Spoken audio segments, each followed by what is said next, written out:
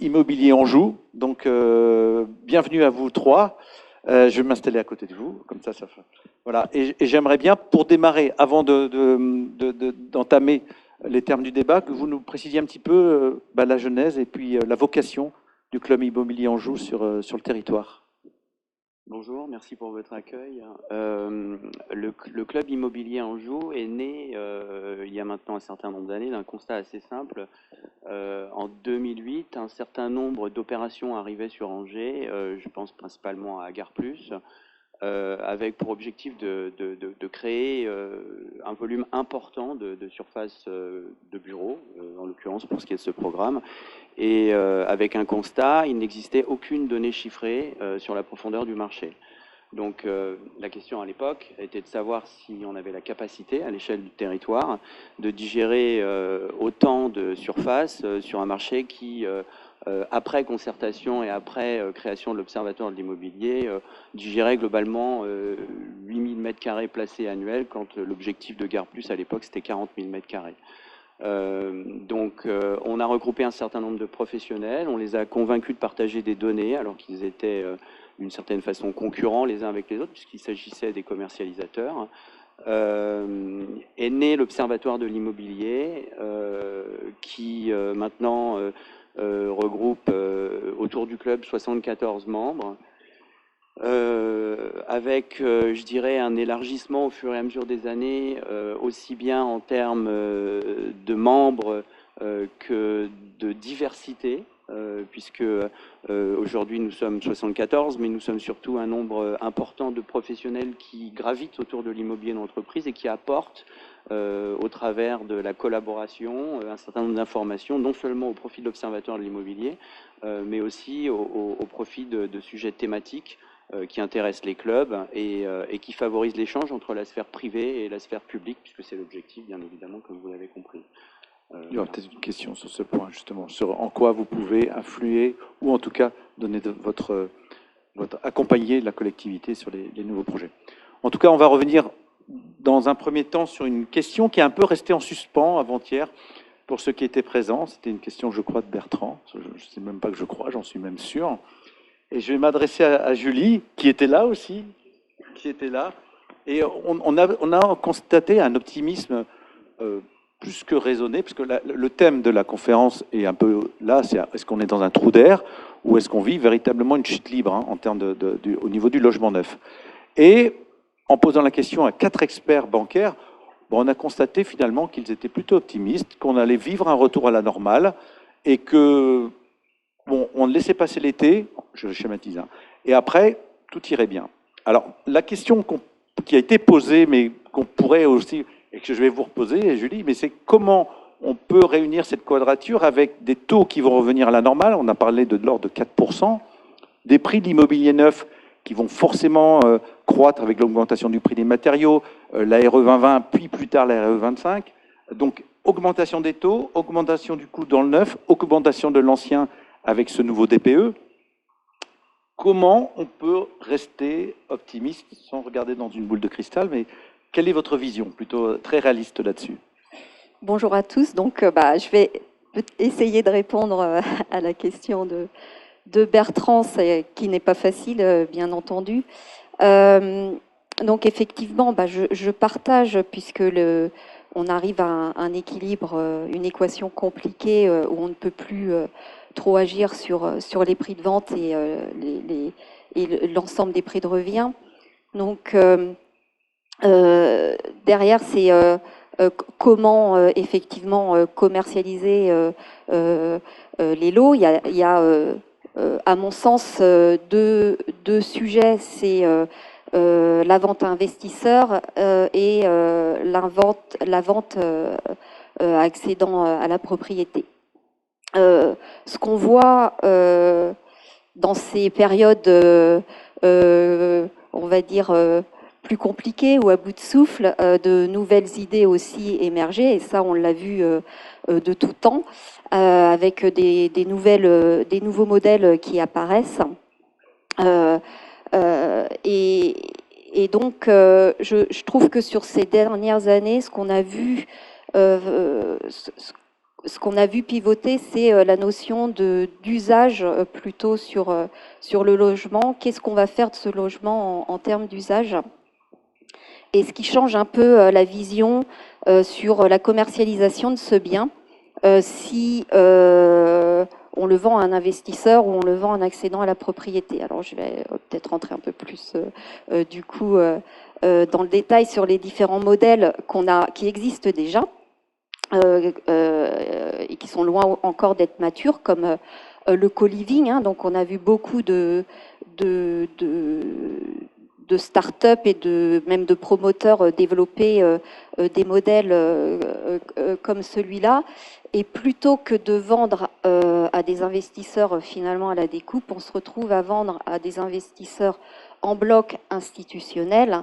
Et les modélisations financières sont vraiment différentes, avec du temps long, des apports en capitaux importants. Donc l'effet taux du coup est moins important, a moins d'impact.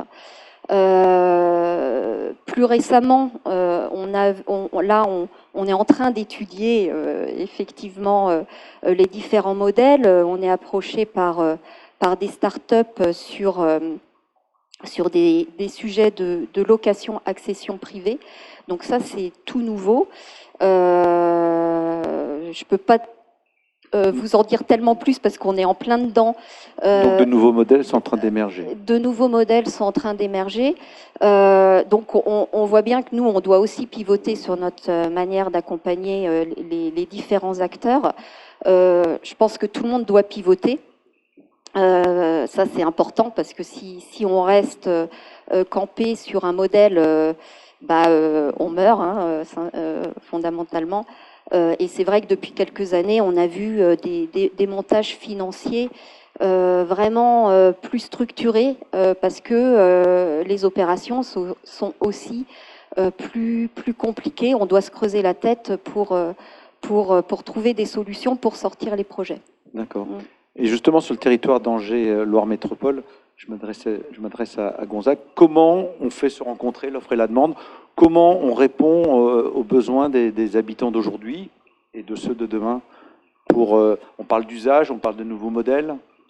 Non, mais moi, je me doute bien que le marché, il va se réguler, que les banques prêteront, que les promoteurs. La seule inquiétude, c'est qu'il y aura de la casse au milieu et donc qui va casser, quoi. C'est-à-dire qu'en fait, et surtout pour les promoteurs, c'est un vrai sujet de trésorerie. Donc réinventer un modèle, oui, créer des nouveaux modèles, le cofinancement, etc. On trouvera des solutions, mais c'est dans combien de temps et comment on va faire pour réagir.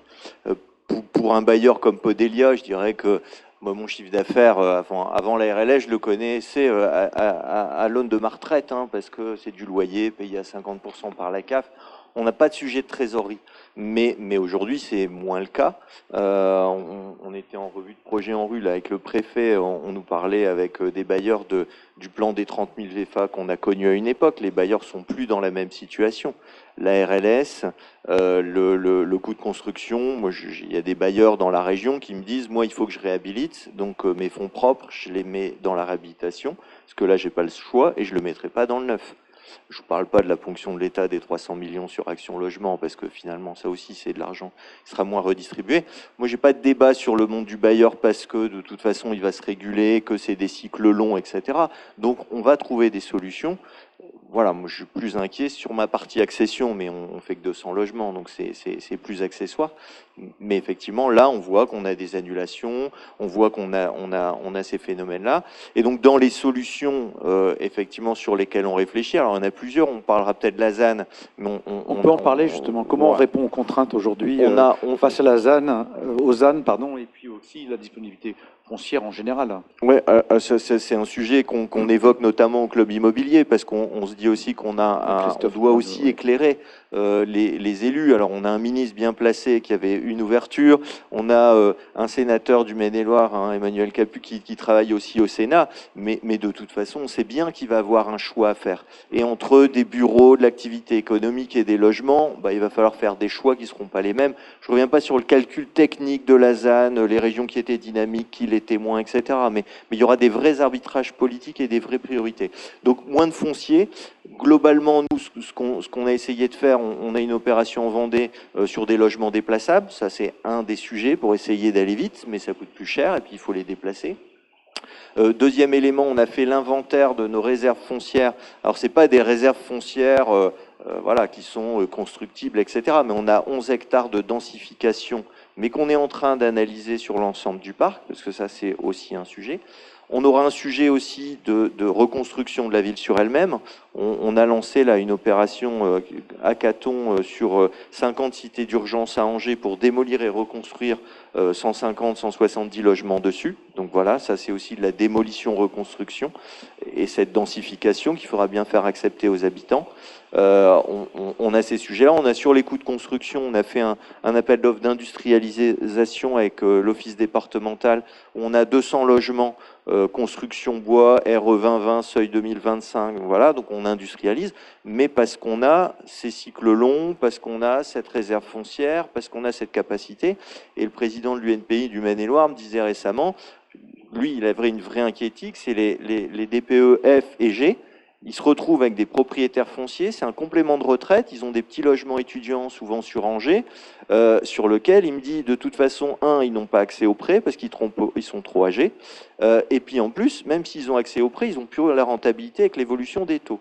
Donc ce parc immobilier qui va sortir, alors à l'échelle nationale, c'est catastrophique. La région, on est plutôt bien en DPE, enfin voilà, en tout cas chez les bailleurs de manière générale, mais en promotion privée. Mais il y a tout un parc immobilier sur lequel il va falloir effectivement s'en occuper. On est syndic, nous, on a 5000 lots de gestion en copro, et je pense qu'il va falloir qu'on réinvente des modèles de racheter des copropriétés, de transformer, mais franchement, il faut de la caisse, quoi. Vous l'aviez Et déjà ça, évoqué, ça, lors de notre c'est dernière déjà sûr. conférence, ici même, il y Je a quelques mois. radote parfois. Non, je ne dis pas ça. Non, ce qui veut dire... Non, mais ça prouve que c'est des cycles longs. Ce sont des cycles, Cette voilà. idée d'il y a un an, on est en train de la retravailler, mais ça va être long et ça va être compliqué. Ouais. Donc il y a des pistes. Hein. Moi, je pense aussi que le modèle va bouger. Mais en tout cas, il y aura de la casse, quoi. Quelle piste, justement, Christophe, au niveau du CIA, vous pouvez ou vous imaginez pour demain, pour répondre à ces besoins du territoire? La problématique de raréfaction du foncier, elle est évidente, hein, qu'elle soit en lien avec la réglementation ou qu'elle soit de toute façon évidente parce qu'elle existe. Je dirais qu'elle est différente pour ma partie immobilier d'entreprise, que ce soit pour la classe tertiaire et purement de bureau, ou alors pour la classe plutôt de locaux d'activité, d'industrie ou de logistique aussi d'une certaine façon. Parce que on a une chance incroyable, c'est que le marché à Angers ou sur le territoire angevin est quand même pas catastrophique pour ce qui est de la partie bureau. C'est-à-dire que je trouve que la collectivité a été plutôt précurseur en lançant des programmes comme Imagine Angers, dans la mesure où finalement on a été chercher des produits un peu en fin de piste, je dirais des friches, pour les reclasser sur des projets plutôt emblématiques au travers de ce concours d'Imagine Angers. Et on a créé des programmes, on a identifié des zones, je pense au bas du boulevard Carnot, je pense à Orgemont, je pense à Saint-Serre, je pense à énormément de secteurs qui ont été justement identifiés en fonction du besoin. C'est-à-dire qu'on a du centre-ville, on a de la périphérie, on a de la périphérie plus lointaine. Et aujourd'hui, le marché du bureau à Angers, d'une certaine façon, il a encore un peu d'herbe sous le pied, quoi. Je trouve que ça marche pas trop mal. On a évidemment cette problème de coût qui est évidente et qui est absolument décalé des zones de concurrence comme Nantes ou d'autres villes a priori plus élevées en termes de coût. Mais la problématique foncière à l'échelle du bureau, elle n'est pas dramatique, d'autant plus qu'on est quand même clairement dans une période de densification. Donc tout ça combiné, finalement, ça fonctionne pas trop mal, quoi. Pour ce qui est par contre du logement, comment le territoire se débrouille-t-il? La partie logement, je ne vais pas vous la commenter, sinon que je peux vous dire que l'ambition de la collectivité aujourd'hui, ici, de ce que j'en sais en l'occurrence, c'est de le maîtriser. C'est-à-dire, aujourd'hui, Angers profite d'une très forte attractivité qui est en lien historique avec les qualités et les atouts du territoire. Largement dopé quand même par l'évolution en lien avec la crise sanitaire, puisque je vous rappelle quand même que si la proximité des grandes métropoles était l'élément essentiel de l'attractivité d'un territoire historiquement. Aujourd'hui, ça ne l'est plus, puisque l'avènement du télétravail et le confort de vie avec les évolutions sociétales ont quand même largement transformé les nécessités de proximité. C'est-à-dire qu'aujourd'hui, on doit être connecté, mais on n'est plus forcément en proximité immédiate. Donc on est mieux à Angers, où il fait meilleur confort de vie, plutôt que dans des villes comme Le Mans, je suis désolé, sans aucun jugement de valeur pour Le Mans, par exemple, mais où c'est moins évident, on est plus proche de la côte, et ce genre de choses. Donc je sais que la politique de la collectivité aujourd'hui, c'est de mesurer pour ne pas avoir ces problématiques des villes de première attractivité qui aujourd'hui sont pénalisées par les problématiques des grandes métropoles, je dirais avec un temps de latence évident. Donc on a un peu de report sur des villes comme Angers, ce qui est aussi une évidence. Maintenant, pour revenir sur les problématiques de foncier, et en l'occurrence plus particulièrement sur l'activité et l'industrie, aujourd'hui c'est criant. C'est-à-dire que on n'a absolument rien, on a quelques zones qui sont en cours de développement avec une réglementation qui va contraindre à tel point que quand on sort 100 hectares, il va en rester 40 par exemple, ce qui est absolument dramatique. On a beaucoup de difficultés à gérer non seulement le développement des activités endogènes, ce qui est une catastrophe absolue. Je parle d'entreprises qui sont implantées sur le territoire depuis plus de 100 ans et qui aujourd'hui nous disent on commençait à 250 000 euros de chiffre d'affaires, on fait 5 millions, on a besoin de grandir, on a besoin d'employer, on ne trouve pas de solution, donc on ne peut pas de solution immobilière égale pas de développement. Les petites entreprises ne vont pas dans les moyens locaux, les moyens locaux ne vont pas dans les grands locaux et les grands n'évoluent pas. Et je ne vous parle pas bien évidemment du fait d'avoir la volonté de capter des entreprises exogènes et de ne pas avoir la capacité de le faire, à tel point même que certaines activités n'ont même peut-être plus lieu d'être. Je parle évidemment des activités qui sont très consommatrices de foncier, avec très peu de volume constructif. Je parle des vendeurs de matériaux, je parle des loueurs de matériaux de TP, je parle des concessionnaires automobiles, je parle de tout ça. Donc, c'est-à-dire qu'on est complètement en train de révolutionner le problème. Ce qu'évoquait Julie à l'instant, avec un nouveau monde qui est en train de naître sur... Mais y compris avec la révolution du modèle, qui est évident et qui se dirige très clairement vers la densification, avec l'invention d'un nouveau modèle. On parle de parcs d'activités sur plusieurs étages, on parle de surface logistique sur plusieurs étages. Il y a des activités qui, a priori, même si elles révolutionnent leur modèle, auront beaucoup de difficultés à rester. Et justement, au niveau des opérateurs immobiliers, des promoteurs, Julie, comment aujourd'hui, face à ces nouveaux modèles qui émergent, vous accompagnez, vous aidez les montages d'opérations? Oui, alors c'est vrai qu'on se creuse, ce que je disais tout à l'heure, on se creuse un peu la tête parfois parce que il faut trouver une modélisation financière qui convienne aux deux parties, c'est-à-dire que nous on va regarder quand même la maîtrise du risque. Et puis côté plutôt opérateur, ça va être la consommation de fonds propres, effectivement, à allouer à ce sujet-là. Alors après, effectivement, on voit des acteurs qui interviennent et qui aident effectivement à accompagner ces nouveaux modèles et ces opérations. Je pense notamment à la CDC qui fait beaucoup quand même. Nous, on les voit sur énormément de dossiers. On voit beaucoup aussi les sociétés gestion de portefeuille qui interviennent dans les dossiers et d'ailleurs du coup la partie investisseur qui était investisseur qui achetait son lot, aujourd'hui elle intervient via la pierre papier et puis je peux pas écarter non plus effectivement les startups qui, eux, sont là pour inventer les nouveaux modèles, mais effectivement, la difficulté en fait qu'on a, c'est de trouver les capitaux parce que la banque ne peut pas financer à 100%. Donc il faut trouver les justes équilibres comme ça. Mais on trouve les solutions. On parle des investisseurs, mais concernant le logement social, Bonzag, vous me disiez en préparant cette conférence que vous aviez une demande de plus de 20% aujourd'hui sur le logement social. Oui, c'est l'évolution de la demande, c'est plus 20% sur la pour y répondre alors. Alors, c'est plus 20% là sur la dernière année, sur l'ensemble du secteur, avec des dynamiques différentes, et notamment la Mayenne. On parlait de la Mayenne, je voyais les chiffres, mais qui a un vrai développement.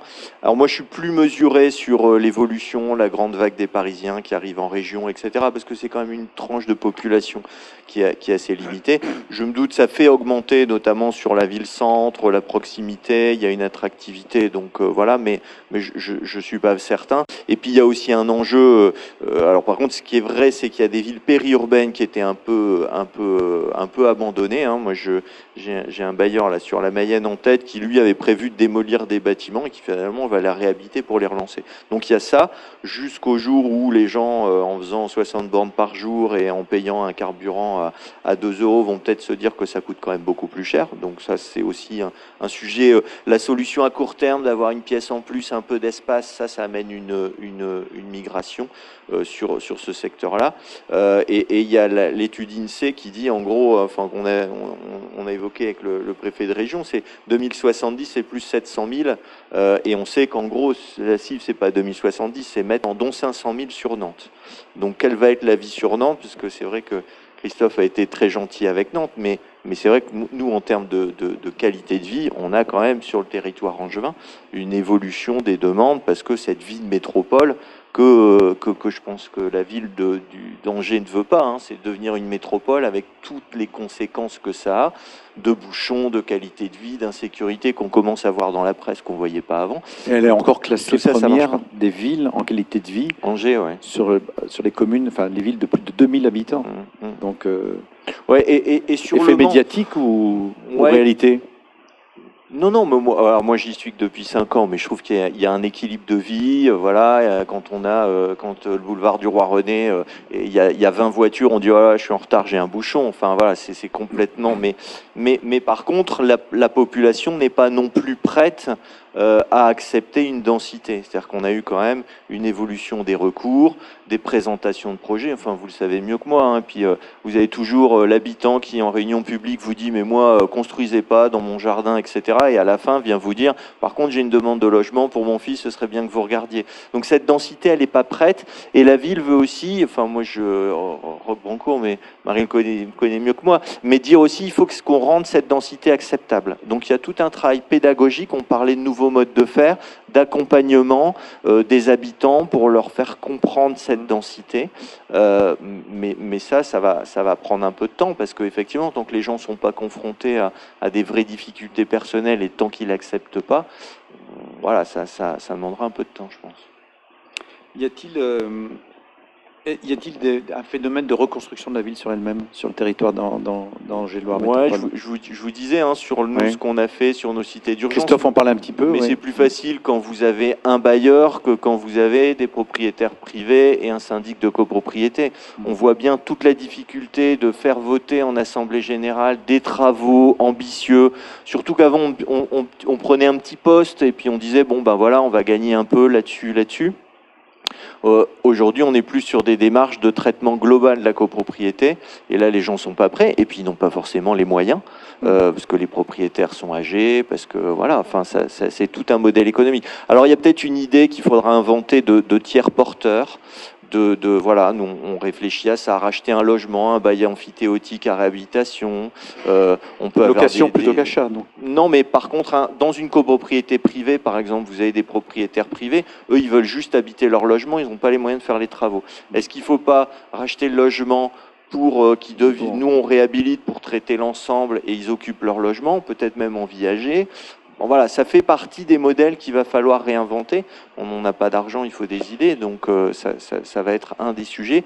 Mais c'est vrai que je ne suis pas très inquiet pour Angers. Sur le Mans, tu parlais du Mans, enfin, c'est tout ce qu'il ne faut pas pour nous, je trouve, en matière. On a un cœur très pauvre et une périphérie plutôt où il y a de l'argent. Et finalement, le modèle du logement social, de l'accession sociale, parce qu'on voit que c'est un des SEMGA, c'est cette mixité qu'il faut réussir à avoir. Et c'est vrai qu'à Angers, on a cette chance d'avoir un équilibre et une mixité. On compare toujours, pour ceux qui connaissent, mais Saint-Barthélemy et Trélazé, on a le même nombre de logements sociaux, sauf qu'à Saint-Barthélemy, il a été positionné à des différents endroits en termes de mixité, et qu'à Trélazé, il a été un peu concentré. Donc ça donne pas les mêmes travers. Le projet de renouvellement urbain vise aussi à cette diversité, mais amener de l'accession dans des quartiers très marqués comme Montplaisir ou Belle-Beille, c'est extrêmement compliqué. Donc là aussi, on va trouver des solutions d'accompagner les habitants à l'évolution de la ville, à reconstruire la ville sur elle-même, mais ça coûte juste un bras, quoi. Enfin, c'est aussi toujours ce modèle-là. Quand on va construire à 2 000 € du mètre carré, les réhabilitations vont être à 1 500, sauf que le neuf, c'est des emprunts à 40 ou 50 ans, et la réhabilitation, c'est à 25 ans. Donc on voit bien qu'il y a quelque chose qui ne marche pas. On travaille là à la seconde vie du bâtiment, à réemprunter sur du long terme, parce qu'on se doute bien qu'un emprunt en 40 ans, ça veut rien dire, mais on pousse un peu le tas de sable, mais on peut le faire, quoi. Mais, donc ça veut dire que tous ces modèles-là, il y a des cliquets qui vont devoir bouger et faire évoluer et dans l'accompagnement, mais la nécessité fera loi, les gens n'auront pas forcément le choix, quoi. Mais Julie parlait de pivoter tous ensemble. Lors de la dernière conférence, vous évoquiez le fait de travailler, de communiquer plus en amont, dans une vision plutôt partenariale. Comment on peut travailler justement en amont pour que ces nouveaux modèles émergent assez vite, même si on est sur des temps longs, qu'on puisse effectivement, et peut-être avec la collectivité, influer vers ces nouveaux modèles? D'abord, c'est tout l'objectif du club, c'est-à-dire que on parlait tout à l'heure des rapports entre la sphère privée et la sphère publique. Aujourd'hui, évidemment, je pense que les professionnels de l'immobilier, d'entreprise en l'occurrence, pour ce qui nous concerne, détiennent une information que ne détient pas forcément la collectivité. Je pense que quand on est en lien direct avec le terrain, on a la capacité de voir où se développent les zones, de quelle façon est-ce qu'elles le font, où est-ce qu'on a la capacité de densifier, quelles sont les zones qui finalement n'ont pas forcément bien évolué, alors qu'on les avait, je dirais, préconisées sous certaines formes. Je pense bien évidemment à la formation, aux endroits où finalement on se retrouve qu'on a quand même largement densifié des organismes de formation, on se retrouve avec des problématiques de parking. Je parle de la cannibalisation de certaines zones à des endroits où par exemple on était en manque de surface commerciale et la réglementation sur le fil du rasoir a permis à certaines activités d'aller s'installer dans un endroit où il y a aucune dynamique sur un marché moins tendu par exemple. Je parle des voies de circulation douce, par exemple, qui est un élément aujourd'hui presque fondamental pour toutes les parties tertiaires. Je veux dire, aujourd'hui, par exemple, la crise sanitaire a eu pour effet de développer la livraison énormément. Et si on la combine avec l'effet de société qui consiste à dire qu'il faut quand même tempérer la façon dont on le fait, la logistique, et évidemment en direction de la logistique dernier kilomètre et de la logistique urbaine, tous ces éléments-là sont des éléments dont profitent les professionnels de l'immobilier. Donc, au travers du regroupement dont nous profitons au club, de nos discussions, on a la volonté, et je pense que c'est tout l'intérêt, d'aller discuter avec la collectivité en les informant et donc en anticipant les choses par la participation à l'élaboration de la réglementation et à ce genre de choses. Moi, je vais vous dire sincèrement, nous, ça fait 20 ans qu'on fait ce métier, on fait du bureau au même titre qu'on fait de l'immobilier d'entreprise d'une manière générale, et je n'avais pas particulièrement identifié ce besoin de connecter aux voies de circulation douce.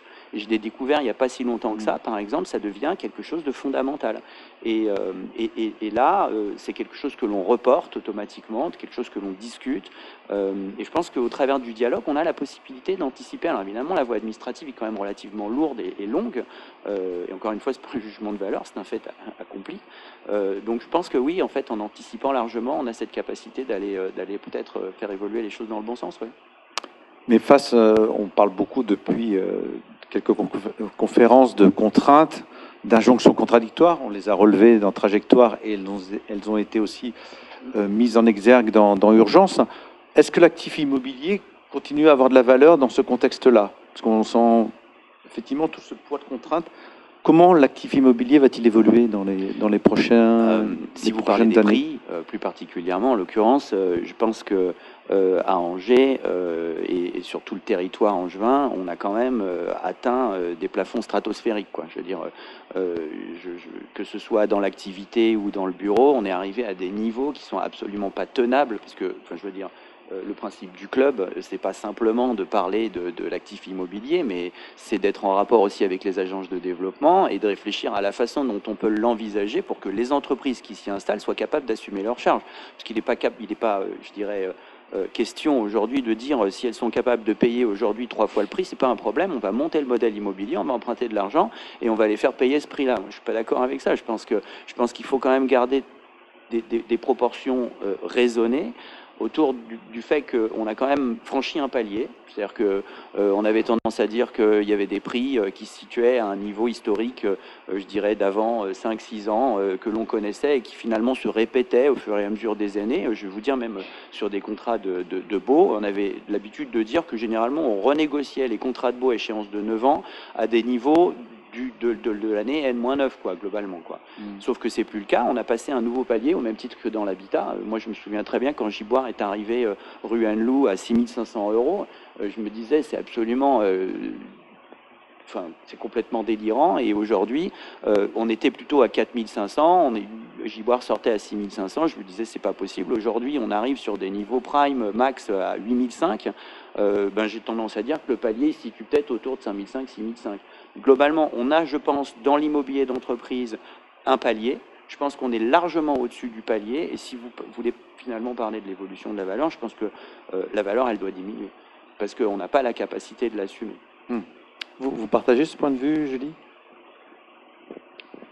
Alors oui, sur les valeurs, le sujet en ce moment sur la logistique et le tertiaire, on le voit bien, mais justement avec la hausse des taux, il y a une petite période de flottement actuellement. Donc les vendeurs et les acheteurs ne trouvent plus, Se rencontrent plus. ne se rencontrent plus effectivement. Donc inévitablement, il va y avoir un ajustement. Mais au-delà de ça, et je reviens avec ce qui s'est dit mardi, je pense qu'il va y avoir des vrais écarts de valeur demain entre les actifs qui auront de bonnes performances énergétiques et ceux qui qu'en auront des mauvaises. Et là, effectivement, je pense que sur les prochaines années, on va voir vraiment des gros écarts. On le voyait plus entre l'ancien et le neuf. Et sur l'activité et le tertiaire, un petit peu, mais c'est vrai que la rareté peut-être faisait, puis la demande importante faisait que il y avait plus trop d'écart de prix. Ça, je pense que ça va revenir. Gonzague, vous rencontrez souvent des élus, la collectivité, le préfet. Quelle est la priorité aujourd'hui qu'un élu a pour son territoire? Du bureau, du logement, des usines? Je sais qu'il y a un lien interdépendant entre l'emploi et le logement, mais comment, quand vous les rencontrez, voilà, quelle est leur vision de territoire? Moi, je leur parle de logement, donc comme ils sont gentils, ils me disent qu'effectivement la priorité c'est le logement, mais non, mais c'est un équilibre à trouver. Mais c'est relatif en fonction des villes, en fonction de leurs besoins, en fonction de leur adaptation. Après, moi, je suis pas certain que le prix. Il y a 20 ans, j'ai travaillé à Paris. Les prix, quand on disait 10 000 €, c'est la folie, etc. Mais à une échelle internationale, européenne, qui est le marché de Paris, c'est rien.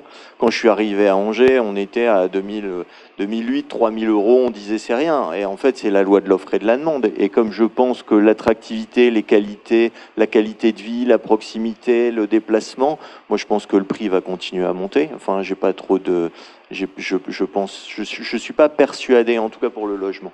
Je connais pas le métier de l'activité, mais je pense que tant qu'il y aura des gens qui voudront, ils le feront. Ce qui va peut-être bloquer, c'est la capacité de revente. C'est-à-dire qu'en gros, les gens ont acheté parce que leur bien, à un moment, on revend un bien à 200 000 pour en acheter à 300, voilà. Et donc tout ça, ça va se bloquer, mais sans doute plus par le bas que par le haut.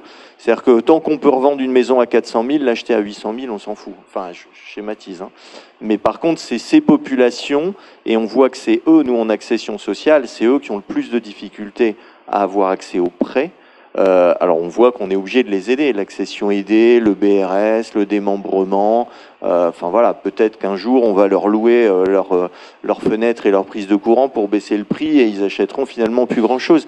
Mais cette idée de toujours redécouper pour essayer de rendre accessible le logement sera sans doute une limite. Mais effectivement, les taux, on le voit sur une moyenne, 4%, c'est juste normal. On a eu des très bonnes années, c'était une très bonne affaire, et donc du coup, ça va se réguler comme ça.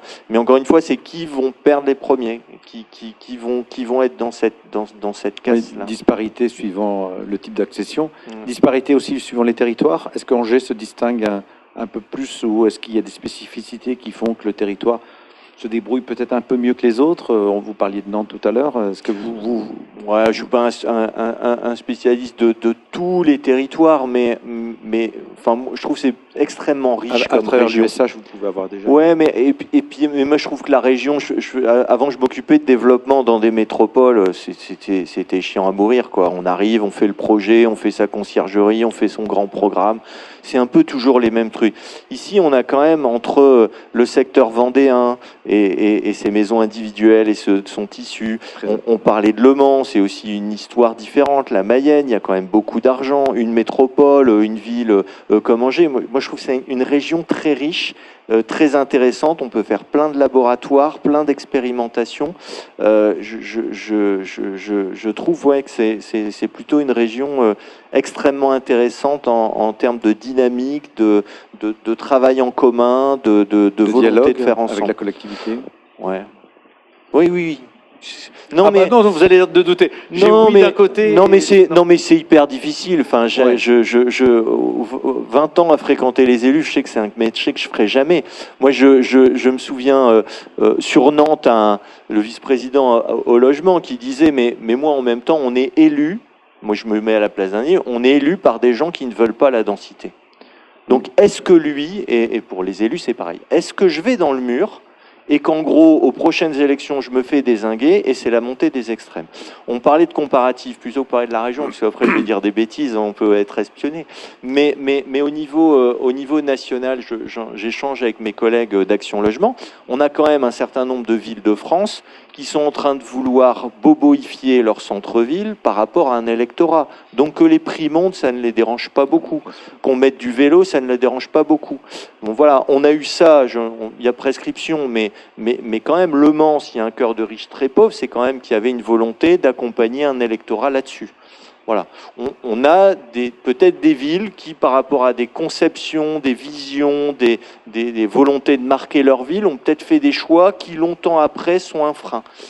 Voilà, je le dis, parce que franchement, sur Angers, en termes d'équilibre, de vision, de volonté d'intégrer du social, pas trop, etc., je trouve que c'est une ville plutôt équilibrée. Tout l'enjeu est de le préserver et de ne pas céder à cette volonté de toujours plus riche, toujours plus fort. On a le sujet des étudiants, quoi. 50 000 étudiants sur une ville de 150, c'est super. Sauf que, effectivement, tous les bobos du centre-ville disent, alors j'habite le centre-ville, donc je plaide coupable, mais les étudiants, ça fait du bruit. Mais ça amène une vie, ça amène tout ça. Mais il faut équilibrer, donc peut-être un peu moins d'étudiants, et peut-être réussir à avoir une population plus ancrée, y compris avec l'accession maîtrisée. Donc c'est une question d'équilibre. Donc les élus, ils font ce qu'ils peuvent par rapport aux moyens qu'ils ont, par rapport à l'histoire de leur ville, par rapport à la volonté, par rapport à leurs électeurs, pour essayer de les convaincre. Parce que très honnêtement, autour d'une table, avec un auditoire intelligent, tout le monde le comprend. Dans une réunion publique, franchement, pour aller convaincre les gens, expliquer l'urbanisme, la densité, la transition écologique, c'est un vrai boulot, quoi. Donc bon courage aux élus. Bon courage aux élus, préservation de l'équilibre, préservation aussi de l'équilibre du temps. J'aimerais bien qu'on puisse avoir un temps d'échange avec vous. Si vous avez des questions à poser, des questions qui ne resteront pas en suspens, je vous le promets, parce qu'il n'y a pas d'autres conférences avant un bout de temps. Oui, Arnaud.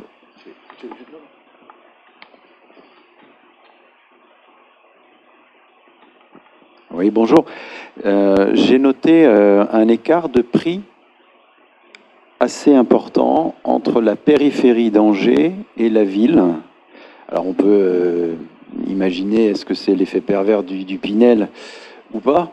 Néanmoins, les valeurs réelles, les valeurs des ventes sont des valeurs extrêmement basses qu'on ne retrouve pas. Je parle d'écart sur, par exemple, la métropole nantaise qui est peut-être plus lissée, où effectivement la métropole a le dispositif Pinel, mais je ne pense pas que ça soit la seule explication. Et ma question, c'est comment, dans votre boule de cristal, vous prédisez cet écart? Est-ce qu'il va y avoir un lissage? Est-ce qu'il va y avoir au contraire, avec la qualité angevine dont vous parliez, un accroissement de cette tendance? Qu'est-ce que vous voyez dans votre boule de cristal? Bon courage. Oui. Mais ouais, on fait un peu les mêmes paris que vous. Non, mais moi je pense qu'effectivement le zonage Pinel, moi je me souviens des échanges qu'on a avec la ville. Quand on m'a dit on va avoir Pinel, c'est vachement bien. Moi je me suis dit les prix de foncier vont monter et donc c'était pas forcément une bonne nouvelle pour le bailleur social qu'on est. Néanmoins, donc je pense que le marché d'Angers et comment dire, le prix, ça va être la loi de l'offre et de la demande, vous savez bien. Quand vous avez un zoom sur de l'investisseur, la demande, elle est plus seulement des habitants, elle est complètement extérieure au reste du territoire. Et donc, du coup, il y a un effet zoom. Après, la question, c'est est-ce que justement ces habitants qui ne pourront plus se loger, qui sont les vrais habitants du territoire, vont aller en périphérie avec un pouvoir d'achat différent et donc vont pouvoir faire monter les prix? J'ai envie de dire que oui. On a sur la commune d'Avrier une attractivité. Ils sont pas en zonage, néanmoins, compte tenu que c'est là où il y a des perspectives de développement, c'est des éléments qui montent. On vend, nous, 250 logements dans l'ancien. Ça fait 3 ans que j'augmente les prix de 10 ou 15% et ça continue à se vendre. Donc je pense qu'il va avoir un effet report. Et donc je pense qu'effectivement, il y aura une attractivité. Mais ça va être un marché, faut pas imaginer faire au Pont de Cé ou à Beaucouzé 60% d'investisseurs comme on le fait là. Mais peut-être tant mieux, enfin moi je trouve. Mais voilà, donc cette proportion-là, donc je pense qu'il va avoir un effet prix, mais il n'empêche que le marché restera plus petit que l'explosion qu'on a eue sur Angers. Donc je pense que ça montera, mais moins vite. Bon, alors c'est qu'un point de vue personnel, je ne sais pas si vous avez un point de vue différent. Ou... Christophe, on a plein de spécialistes dans la salle qui savent peut-être plus. On a une autre question complémentaire. Par rapport à l'écart de prix, il serait peut-être intéressant de regarder, comparer cette même écart sur l'ancien, parce que c'est vrai que le coût du B1, ça fausse la donne. Moi, je suis à peu près certain que la différence à Angers et sur bon nombre de communes sur lesquelles on est en train de construire du collectif, il y a beaucoup d'Angevins qui ne sont pas prêts sur un certain nombre de communes à aller en collectif. Ils préféreront aller encore plus loin en maison, mais ça, c'est en train de changer. Comme je pense ça a changé il y a 15 ou 20 ans à Nantes, où, en tout cas, ma génération, quand elle avait des enfants à bas âge, elle ne voulait pas aller en collectif. Peut-être à Nantes, c'était pareil il y a 20 ans. Aujourd'hui, il n'y a plus le choix, on y va. Et à Angers, c'est en train d'être la même chose. À Avrier, ça fait longtemps qu'on fait du collectif, donc je pense que ça rentre un peu plus dans la tête des Angevins. Donc je pense que cet écart sur la première et deuxième couronne, il va peut-être diminuer parce que les Angevins, ils vont se dire, bah oui, le collectif, en fait, c'est une solution. Mais c'est très lent, quoi. En tout cas, nous, on fait aussi beaucoup d'anciens. On voit que c'est pas mûr pour tout le monde. Ça pourrait expliquer cet écart.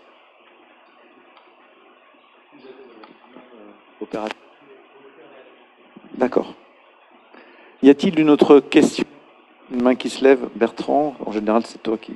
Ah oui, c'est vrai. Il a s'enlevé là. Une question de Bertrand, si ça devient une tradition.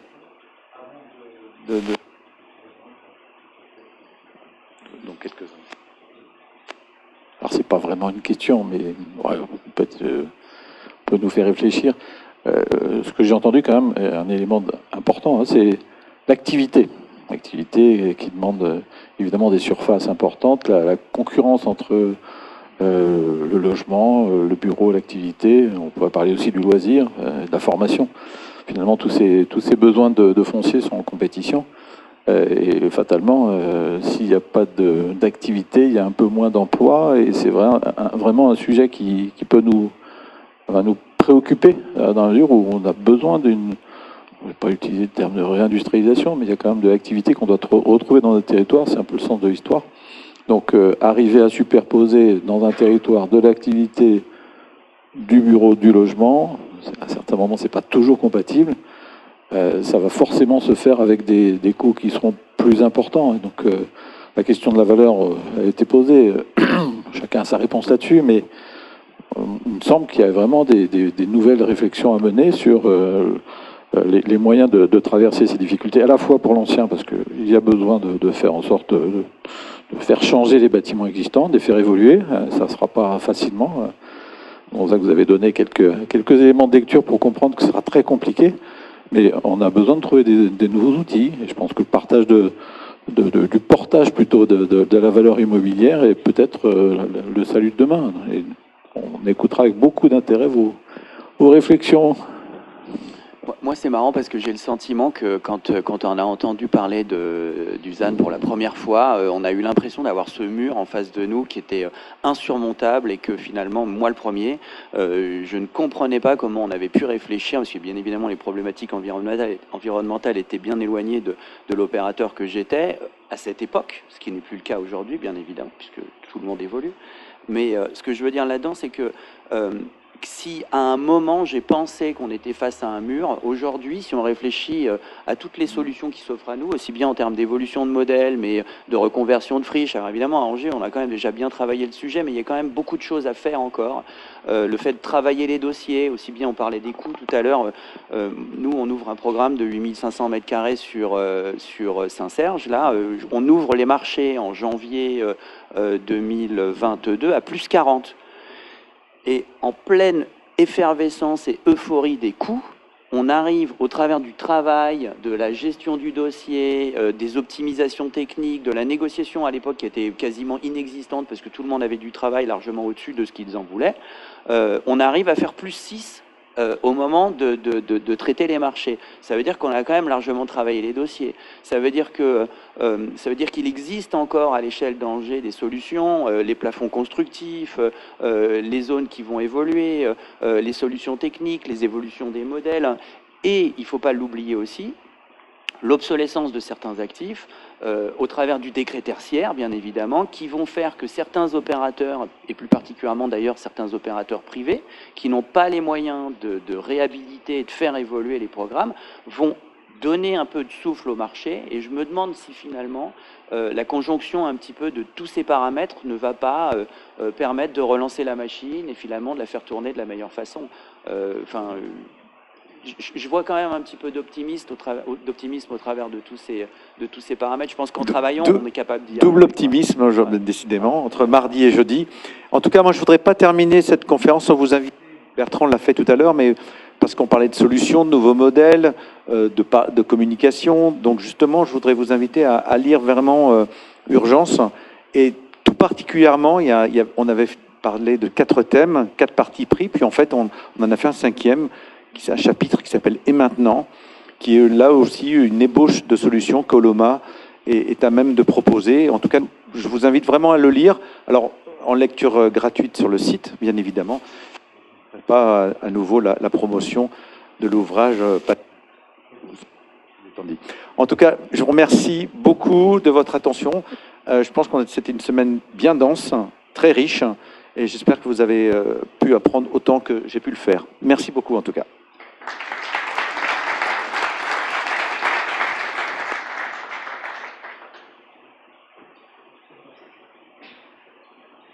Cocktail déjeunatoire, hein, on se retrouve.